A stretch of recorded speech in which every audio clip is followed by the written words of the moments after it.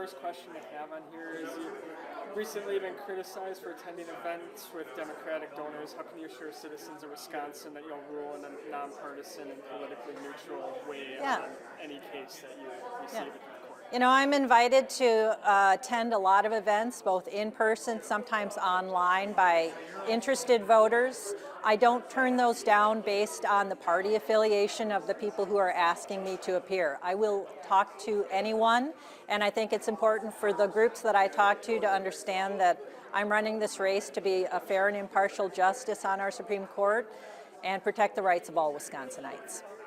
First one up's like you've previously held, elected office as a Republican, and some voters and community members are potentially criticizing the fact that, your, Republican stance would factor into the Supreme Court. I mean, how can you assure the voters that you're going to take an nonpartisan, unbiased look at any cases that come through? Yeah, people should remember that my opponent was chief legal counsel for Governor Jim Doyle, a Democrat governor.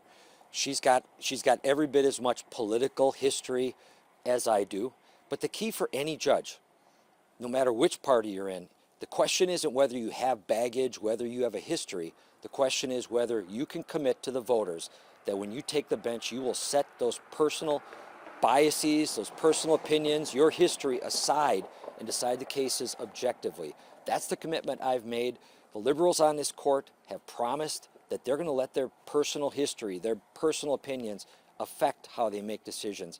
That's the question for people, not whether everybody has a political history. We all do. And everybody that serves as a juror, same thing. We have to ask every juror, you have to search your conscience. Can you set your biases aside and decide this case fairly? That's the same question any judge should ask. Next up, one of the key cases that may come before the court is the Act 10 collective bargaining law. I mean, on that, do you think it's constitutional? Can you assure people of Wisconsin that you'll rule based on purely the facts? Well, that case has been through the Wisconsin Supreme Court and to the Seventh Circuit Federal Court of Appeals already, and they both concluded it was constitutional. That precedent should stand for something, but they say this is a novel argument they're bringing. I will certainly pay attention to the facts, I will consider the law, and I will decide this case fairly. But we've got two sitting justices on the Supreme Court right now who promised to strike that law down if they get on the bench. And my opponent was the lead attorney attacking Act 10 back over a decade ago when it was in the courts. I asked the voters of Wisconsin, do you think that Act 10 has any chance of an objective view if the liberals maintain the majority on this court? I never announce a position on any matter that's pending before the court. That's prejudicial to the parties and something that judges should not do. What I do in every case is make my decisions after I've seen all of the evidence in the case and know what the facts are, after I've heard the attorneys tell me what they believe the proper interpretations of the law should be as applied to those facts. On the Wisconsin Supreme Court, I will also hear out my colleagues' positions in deliberations on the case before I make any final decision on my point of view or what I think is the right answer in that case. That's what I'll do on the Wisconsin Supreme Court. That's what I would do in a case involving an issue related to Act 10 as well. You and your opponents, as well as outside groups and political parties, I guess I shouldn't speak for anybody in particular, just says this election overall is expected to be the most money that's ever been spent on a judicial election in the U.S. Are you concerned about the influence of money on the court and democracy it serves?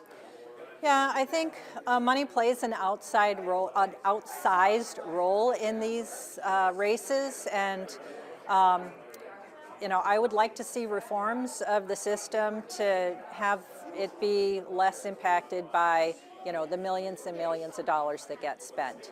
But the rules are what they are today, and we need to make sure we have the resources to get my message out to the voters on what I stand for and what I'll do as a common sense justice on the Wisconsin Supreme Court.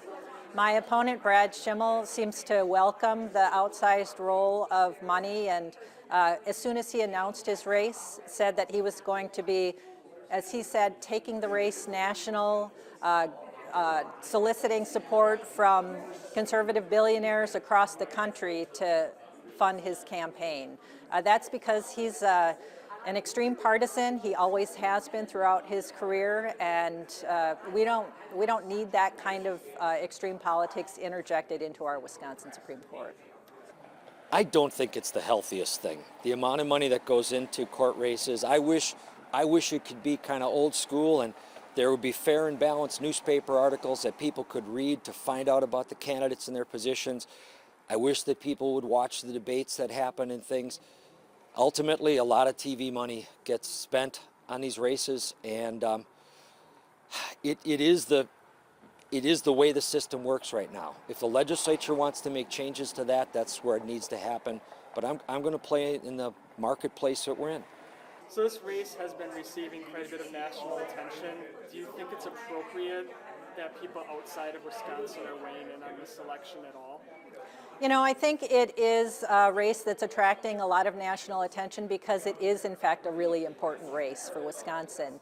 Wisconsin is a swing state. It's a purple state, and elections here tend to attract a lot of attention for that reason. I have received support from people all around the country who have connections to our state. They have family living in Wisconsin. They know people here and are concerned about seeing all of our rights and freedoms here in the state of Wisconsin protected. That's why they're supporting me. As I've said, Brad Schimel has been courting support from conservative groups and Republicans across the country.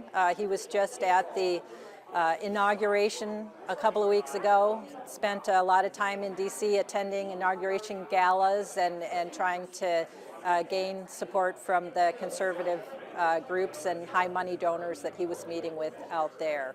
I think it's important for voters to understand that and to understand their choice here is between a judge who brings a common sense approach to get the facts right and get the law right in every case, and an extreme partisan politician who is looking to push an agenda through the Wisconsin Supreme Court.